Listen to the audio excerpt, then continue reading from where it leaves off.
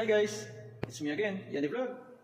So guys, good morning. So 4 o'clock in the morning dito kami sa London Gateway, Anchorage.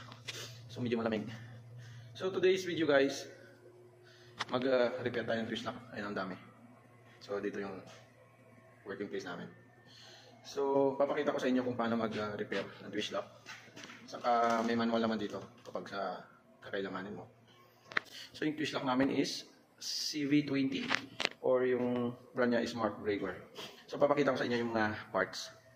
So guys, ito yung mga parts ng twist lock natin, CV20 twist lock.